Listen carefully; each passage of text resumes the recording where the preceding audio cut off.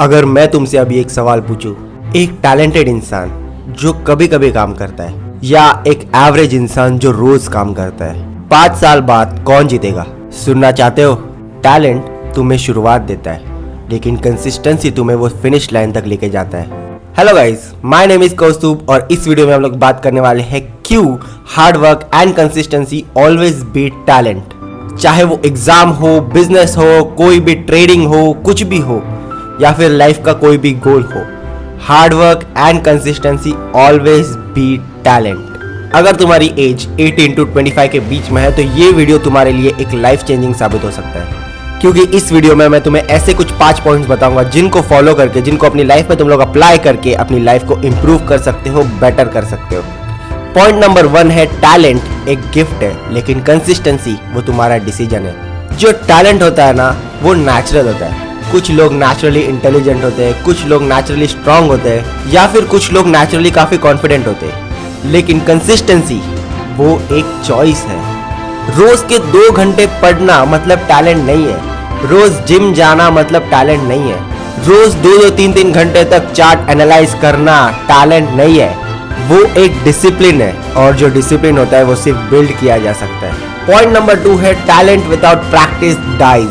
एक stock market का example लेते।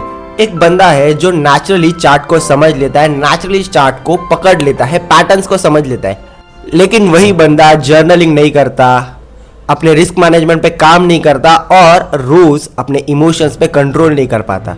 इसका रिजल्ट क्या हो रहा है? इतना टैलेंट होने के बाद भी वो बंदा हर बार अपना अकाउंट ब्लो कर देता है।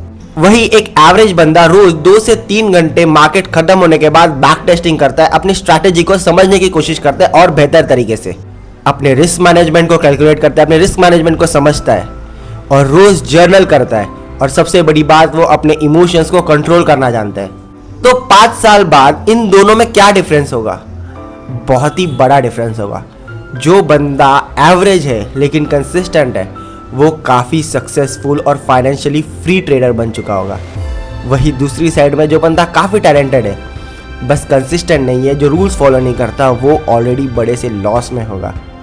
और ऐसा क्यों है? इसका आंसर है, consistency always compounds. Point number 3 है, gym, body and transformation. Gym में भी सेम रूल अप्लाई होता है।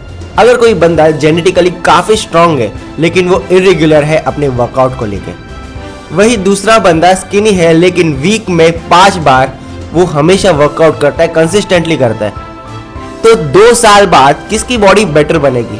ऑब्वियसली जो बंदा कंसिस्टेंट है उसकी बॉडी बनेगी। देखो, बॉडी को फर्क नहीं पड़ता तुम लोग टैलेंटेड हो या नहीं हो, बॉडी को फर्क पड़ता है तुम रिपीट वर्कआउट कर रहे हो या नहीं कर रहे हो। पॉइंट नंबर 4 है, कंसिस्टेंसी कंपाउंड्स। मेरी बात को समझो, अगर तुम लोग डेली का 1% भी इंप्रूव कर रहे हो तो वो ईयर के एंड में, साल के एंड तक काफी बड़ा नंबर हो जाएगा, क्योंकि एक ही साल में वो छोटा सा 1% एक मैसिव नंबर में कंपाउंड हो जाएगा।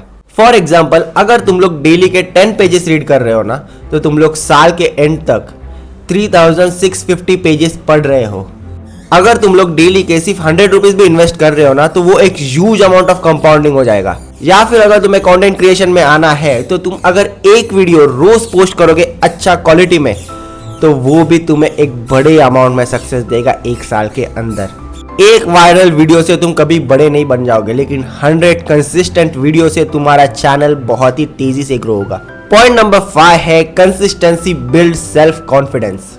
सबसे इंपॉर्टेंट बात, कंसिस्टेंसी दूसरों का ट्रस्ट नहीं, सबसे पहले खुद का खुद पे ट्रस्ट बनाती है, खुद का खुद पे विश्वास बनाती है। जब तुम रोज काम करते हो जो तुमने डिसाइड किया है, तो तुम्हारा सबकॉन्शियस माइंड तुम्हें खुद बोलेगा कि ये बंदा इस चीज को लेके काफी ज्यादा सीरियस है। सेल्फ कॉन्फिडेंस का सोर्स कभी भी टैलेंट नहीं होता। सेल्फ कॉन्फिडेंस का सबसे बड़ा सोर्स होता है consistency and hard work. Always remember, I do what I से। अभी मैं तुम्हें एक हार्श रियलिटी बताता हूँ।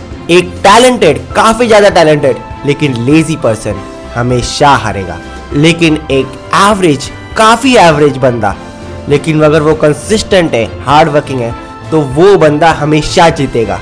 सक्सेस कभी एक्साइटमेंट से नहीं आती, सक्सेस वही बोरिंग टास्क को रिपीट करने से आती है। Same routine, same efforts and no excuse every day. अभी मैं तुम्हें एक स्ट्रॉन्ग प्लान बना के देता हूँ जिसको फॉलो करके 1 साल में तुम अपनी लाइफ को काफी इंप्रूव कर सकते हो, यहाँ से यहाँ तक लेके जा सकते हो। तो अभी अपने सामने एक पेन और एक नोटबुक लेके बैठो और जो 5 और 6 पॉइंट्स मैं तुम्हें बताने वाला हूँ उनको अच्छे तरह से लिख लो। ले लिया नोटबुक और पेन? तो अभी सुनो, सबसे पहले तुम एक गोल डिसाइड करोगे कि क्या कौन सा गोल है जो तुम्हें अचीव करना है इस साल में। अभी उसके बाद रोज के लिए एक फिक्स टाइम डेडिकेट करो अपने उस वर्क के लिए, उस टास्क के लिए। और उसके बाद जो 3rd पॉइंट है उसमें तुम लोग लिख लो कि तुम्हें मोटिवेशन का इंतजार नहीं करना है, तुम्हें उसी टाइम पे वो काम रोज करना है। उसके बाद 4 पॉइंट लिखो, तुम्हें रोज अपनी प्रोग्रेस को ट्रैक करना है कि कल मैं कहाँ था और आज मैं कहाँ हूँ। ये तुम्हें रोज करना है सोने से पहले। और जो 5th है और फाइनल है वो है नेवर ब्रेक द चेन। इस रूल को तुम्हें फॉलो करना है, यानी कि जो काम तुम आज कर रहे हो वही काम तुम्हें कल करना है, वही काम तुम्हें परसों करना है, और ये जो चेन है उसको ब्रेक होने नहीं देना है। ये सबसे मेन रूल है। इवन अगर तुम्हारा मूड नहीं है तुम फिर भी काम करोगे, इवन अगर तुम्हारी एनर्जी लो है तुम फिर भी काम करोगे। अगर इतना कंसिस्टेंट रहने के बाद भी रिजल्ट नहीं मिल रहे फिर भी तुम काम करोगे, क्योंकि वही तुम्हारा काम है, वही एक ऑप्शन है तुम्हारे पास और कोई ऑप्शन नहीं है, कोई बैकअप प्लान नहीं है। यही एक चीज तुम्हें करनी है 1 साल तक। रिमेंबर दिस लाइन, टैलेंट तुम्हें सिर्फ शुरुआत देगा, लेकिन तुम्हारी कंसिस्टेंसी, हार्डवर्क ये तुम्हें रिजल्ट ला के देंगे, ये तुम्हें ग्रो करने में मदद करेगा, ये तुम्हें एक बड़ा इंसान बनाएगी। क्योंकि अगर तुम्हें लाइफ में कुछ बड़ा करना है, तुम्हें एक बड़ा इंसान बनना है, तो टैलेंट होने से कुछ नहीं होता। अगर तुम्हारे पास हार्डवर्क करने की ताकत ही ना हो, अगर तुम्हारा माइंड इतना डिसिप्लिन ही ना हो कि तुम कंसिस्टेंट रह सकते हो, तो उस टैलेंट का कोई फायदा नहीं है। ठीक है, एक एवरेज इंसान अगर कंसिस्टेंट है, हार्ड वर्किंग है, तो वो उस टैलेंटेड इंसान से कहीं ज्यादा अचीव कर सकता है। ये बात याद रखना। तो अब तुम्हें क्या करना है? सिर्फ कंसिस्टेंट रहने पे फोकस करना है। Thank you so much for watching this video guys. मिलते हैं अगले वीडियो में। जय हिंद, जय महाराष्ट्र।